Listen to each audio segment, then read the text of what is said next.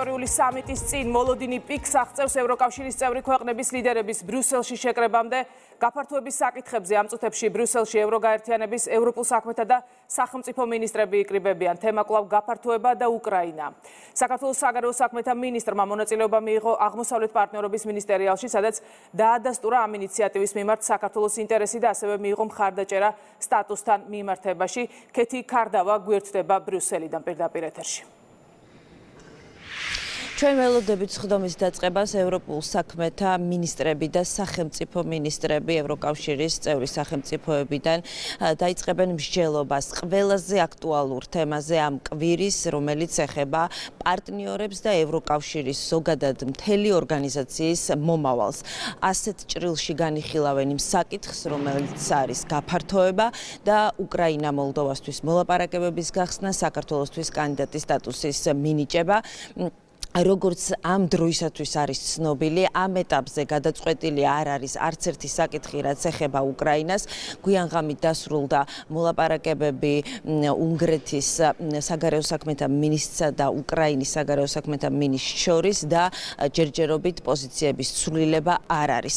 ჩვენ ვესაუბრეთ საქართველოს საგარეო საქმეთა მინისტრს ილია დარჩიაშვილმა თქვა, რომ შეხვედრაზე, რომელიც მან გამართა კოლეგებთან და ასევე მინისტერიალზე, რომელზეც არ იყო მთავარი თემა გაფართოება, მაგრამ პოზიციების დაფიქსირება მოხდა. ჩვენმა ქვეყანამ მიიღო მყარი მხარდაჭერა და როგორც ილია დარჩიაშვილი ამბობს, ყველა მინისტრი თანხმდება იმაზე, რომ ახლა არის სწორედ ის მომენტი, როდესაც საქართველოს უნდა მიენიჭოს კანდიდატის სტატუსი.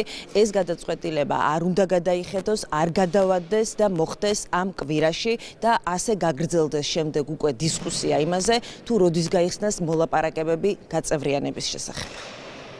გზავნილები თითოეული ქვეყნიდან, თითოეული მინისტრისგან, რომ ისინი მიესალმებიან ევროკომისიის გადაწყვეტილებას რეკომენდაციებთან დაკავშირებით საქართველოსთვის კანდიდატის სტატუსის მინიჭების და მოლდოვის და უკრაინისთვის მოლაპარაკებების გახსნის თაობაზე და ჩვენ შეგვიძლია უთხრათ ჩვენს მოსახლეობას, რომ არც ერთი ქვეყანა არ არის, რომელიც წინააღმდეგია საქართველოსთვის კანდიდატის სტატუსის მინიჭების და ეს გვაძლევს ძალიან დიდ გვიქმნის ძალიან დიდ მოლოდინებს და დარწმუნებული ვარ, რომ საბჭო სწორედ უახლოეს დღეებში კვირის ბოლოსთვის მიიღებს ამ მნიშვნელოვან გადაწყვეტილებას, რომელიც სასიცოცხლო მნიშვნელობა აქვს ჩვენთვის. ევროკავშირის გაფართოების მნიშვნელობას ცალსახად უსახავს თითოეული ქვეყანა, ის რომ ევროკავშირი უნდა გაიზარდოს, გაძლიერდეს და სწორედ ჩვენი მთავარი გზავნილიც ყოველთვის ეს არის ხოლმე, რომ საქართველო ევროკავშირის სრულფასოვანი წევრობისკენ მიისწრაფის, იმიტომ არა მხოლოდ იმიტომ, რომ ჩვენ მივიღოთ,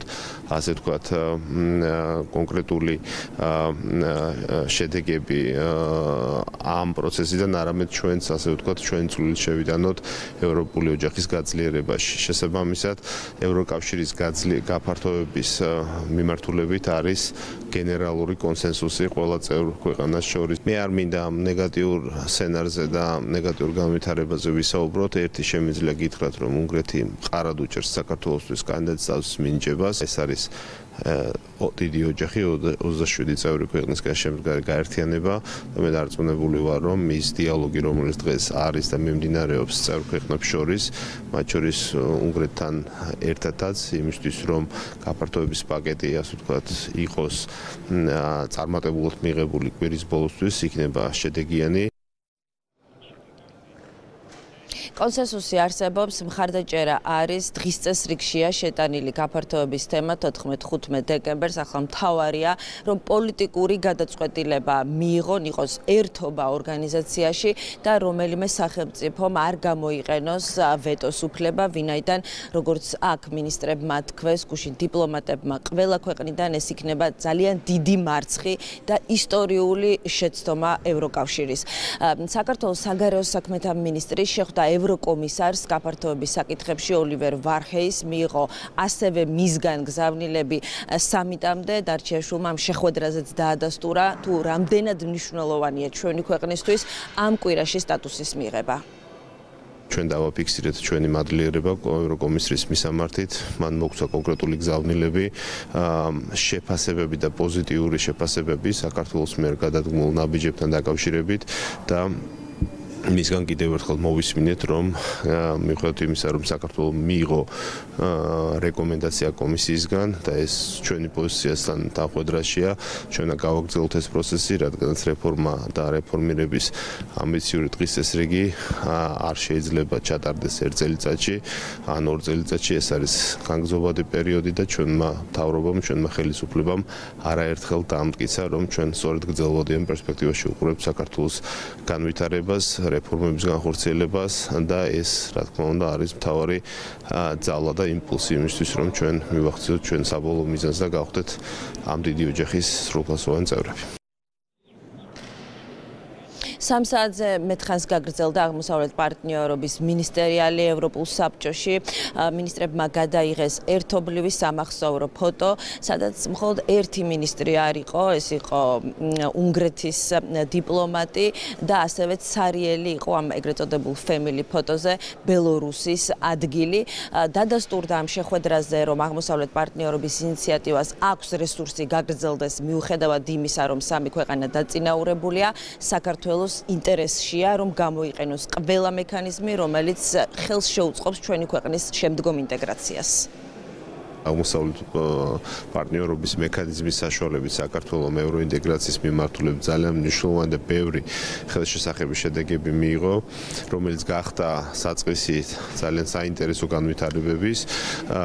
ჩვენთვის და მთავარი გზავნილი, რომელიც მე ჩამოვიტანე საქართველოსთან არის, რომ საქართველოს მზად არის მომავალშიც გააგრძელოს აღმოსავლეთ პარტნიორობის წევრი ქვეყნის რანგში თავისი კონტრიბუცია და ჩვენ მოველით და ზოგადად მინდა ვთქვა, რომ მრგვალი მაგიდის გარშემო ეს განწყობა ყველასგან მოდიოდა, რომ ევროკავშირი უყურებს საკმაოდ საინტერესოდ მომავალს აღმოსავლეთ პარტნიორობის და გზავნილები, რომლებიც ჩამოიტანეს ევროკავშირის წევრი ქვეყნების მინისტრებმა, იყო ის, რომ ისინი ძალისხმევას არ დაეშურებენ იმისთვის, რომ სწორედ ამ შესაძლებლობის, ამ პლატფორმის ფარგლებში აღმოსავლეთ პარტნიორობის წევრმა ქვეყნებმა მიიღონ კონკრეტული ხელშესახების შედეგები.